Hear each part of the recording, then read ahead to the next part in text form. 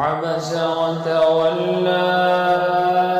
أن جاءه الأعمى وما يدريك لعله يزكى أو يذكر فتنفعه الذكرى أما من استغنى فأنت له تصدى وما عليك ألا يزكى وأما من جاءك يسعى وهو يخشى فأنت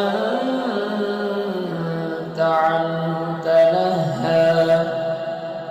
كلا إنها تذكرة فمن شاء ذكره في صحف مكرمة مرفوعة مطهرة بأيدي سفرة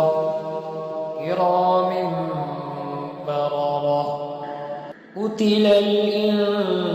الإنسان ما أكفره من أي شيء خلقه من نطفة خلقه فقدره ثم السبيل يسره ثم أماته فأقبره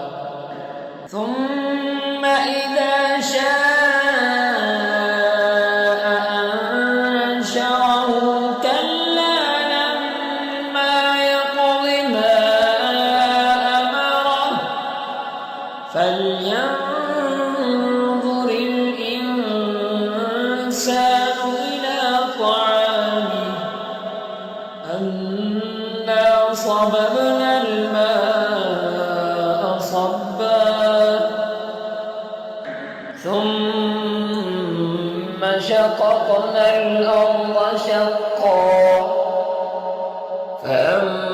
فأنبتنا فيها حبا وعنبا وقضبا وزيتونا ونخلا وحدائق غلبا وفاكهة وأبا متاعا لكم ولأنعامكم فإذا جاءت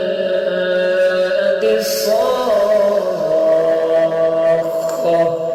يوم يفر المرء من أخيه وأمه وأبيه وصاحبته وبنيه لكل امرئ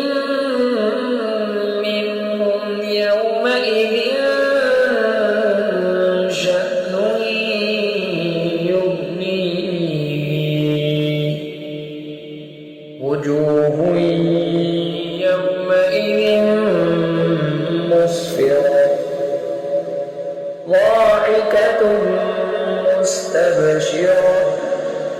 ووجوه يومئذ عليها غبرة ترهقها قترة أولئك